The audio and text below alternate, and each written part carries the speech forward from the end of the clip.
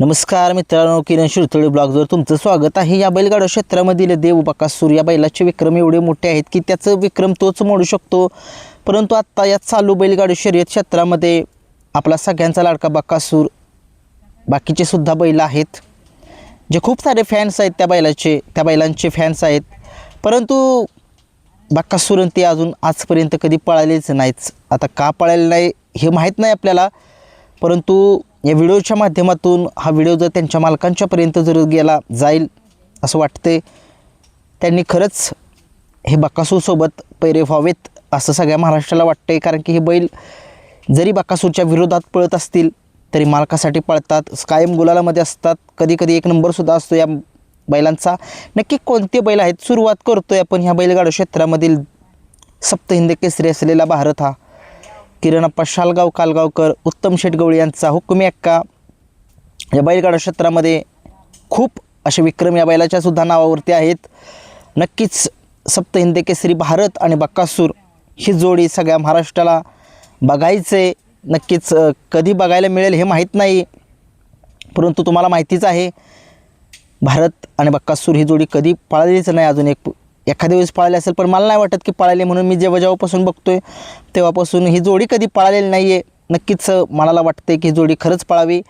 नक्कीच खूप लोक फॅन्स आहेत या भारतचे सुद्धा। नक्कीच भारत आणि बकासूर ही जोडी प्रेक्षकांसाठी नक्कीच पळावी।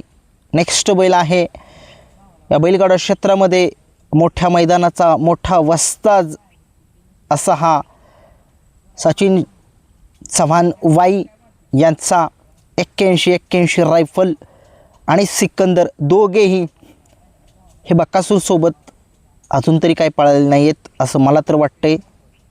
कारण की तुम्ही बघितलं रायफलचा खूप मोठा इतिहास आहे, या बैलाकडे सुद्धा खूप सारे किताब आहेत। 1 BHK फ्लॅटचा मानकरी आहे हा, साधासुद्धा हा किताब नाही आहे, कासेगावमध्ये मिळवलेला होता हा। आणि नक्कीच रायफल 81 हा सुद्धा आपल्याला सगळ्या महाराष्ट्राला आवडणारा बैल आहे।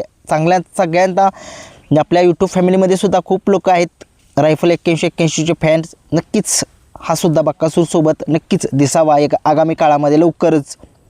त्यांच्याच दावणीतला सिकंदर 81 हा सुद्धा बैल, हा सुद्धा नंदी बकासूरसोबत कधी नाही दिसला, बकासूरच्या विरोधातच दिसला आहे सदैव। परंतु मनाला कधीतरी वाटते की हा सुद्धा बैल बकासूरसोबत जर पळाला तर खरंच खूप आनंद होईल।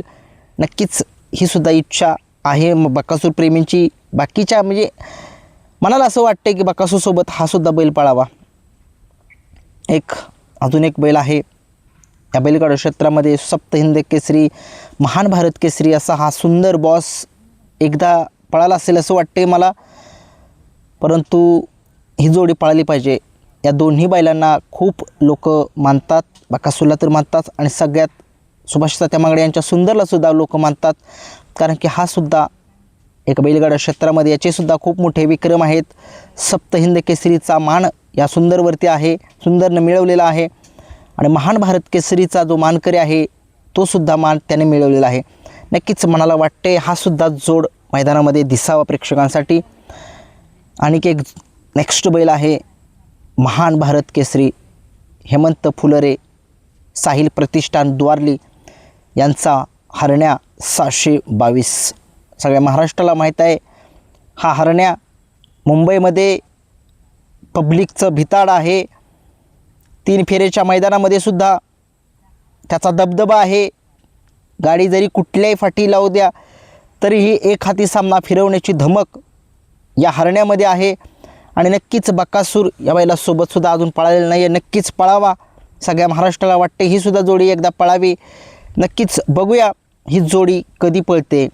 नेक्स्ट बैल आहे मथुरा फार्म चिंचाळे यांचा अर्जुन। सगळ्या महाराष्ट्राला माहीत आहे, खूप मी सुद्धा मागे सुद्धा व्हिडिओ बनवले होते की ही सुद्धा जोडी एकत्र यावी।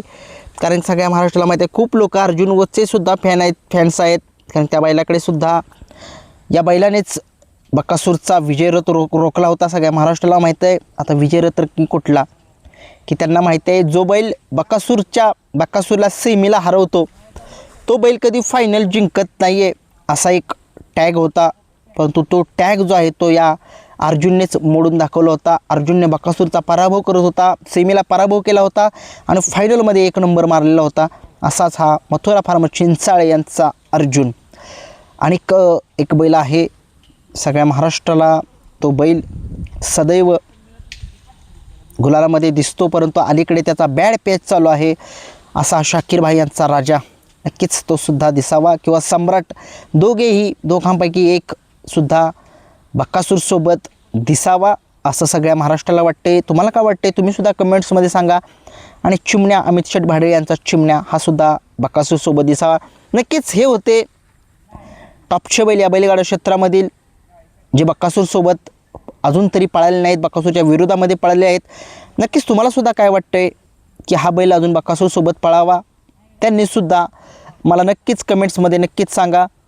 व्हिडिओ आवडला लाईक शेअर सबस्क्राईब करा. आणि जर एखादा राहिला असेल बैल माझ्याकडून चुकीन तर मला नक्कीच कॉल करा. 95 61 11 99 40 मला फोन करून सांगा. नक्कीच त्याच्यासुद्धावर व्हिडिओ बनवू. धन्यवाद.